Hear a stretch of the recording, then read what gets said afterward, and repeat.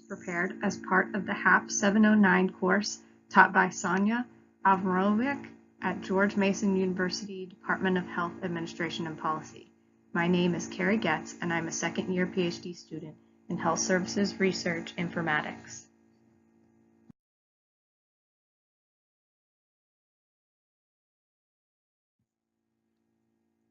Some queries take a very long time to execute, and even though computers don't get tired, humans do. It's often not possible to simply wait and stare at your computer screen while you're waiting for the query to run. It can also be nerve-wracking to leave the SQL code to run since there may be errors or your computer may crash or go into hibernation mode. In this Teach One, I will discuss query optimization to help minimize the time to wait for an SQL result.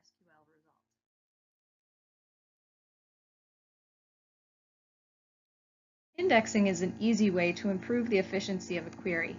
An index is a data structure that organizes records to optimize retrieval operations. Indexing sorts data in the data table to allow computers to find the things you are telling it to look for faster. Indexing usually occurs on the primary index or the primary key of the table being indexed. Secondary indexes are also available on other fields from the table being referenced in the query. As a bonus, if your data is sorted in an index, it will be returned in your query pre-sorted. This is a win-win, allowing for faster and organized returns. The primary key, as you may remember, is the unique identifier for each record in the data table. There are two types of indexes, clustered index and non-clustered index. We'll take a few minutes to go over the difference between the two. But first, let me say that unclustered data tables are often referred to as being stored in a heap, which basically means that the data is not in any specific order. This is not very efficient when you need to find data in a certain order.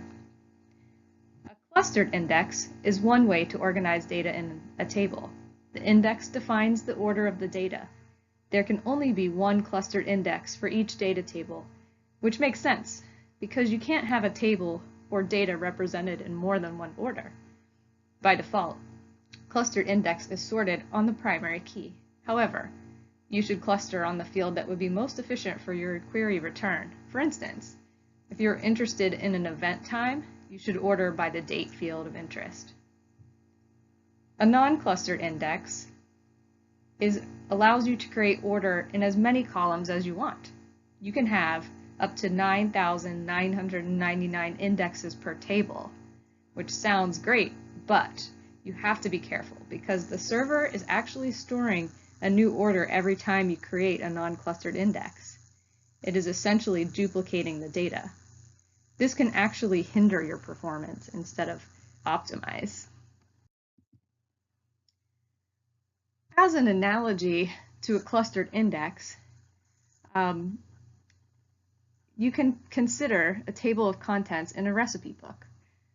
I can find all the instructions for a recipe by locating the entry. The cluster is organized in an overarching order that you've specified. This is helpful for finding information in order, but can make it challenging to insert rows.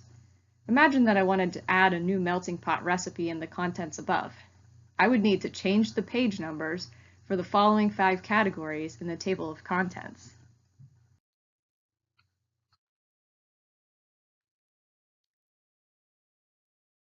To continue with the recipe book analogy, a non-clustered index would be like the index in the back of your recipe book.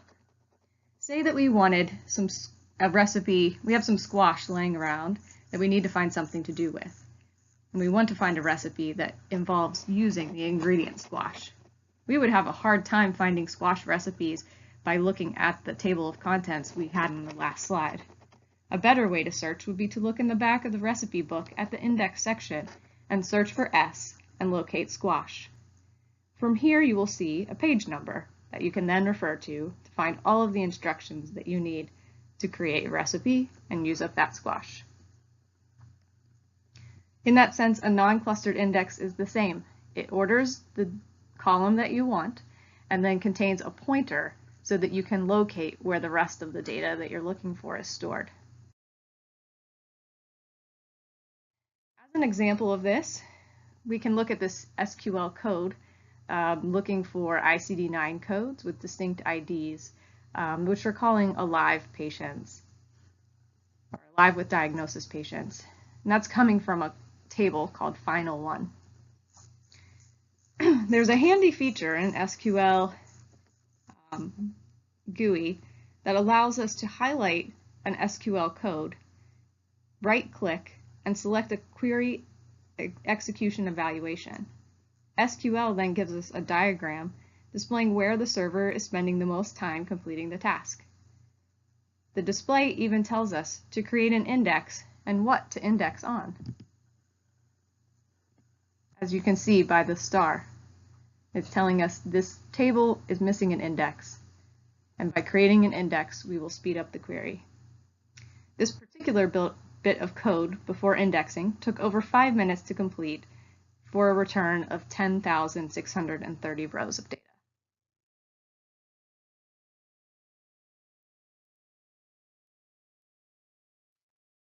So as SQL stated, we should create a non-clustered index, and here's code for that. The code for creating an index is very simple. We tell SQL what type of index we want, and then we give it a name, in this case, LM9 index. Then we say what we want to index on with the on operative. In this case, we are indexing on the age diagnosis field in the table Final One. Finally, we tell SQL to include a couple of other fields, ID and ICD-9 in this case, and go. Now we can look again at our execution plan by highlighting the code and right-clicking. And we are no longer being prompted to create an index. We can also see that the return operations in the diagram have reduced cost percentages. Now, when we rerun this code, the information we are seeking is returned in less than 2 minutes. If you're interested in learning more about clustered and non-clustered indexes and how to use them to optimize queries, here are a few helpful links. Thank you.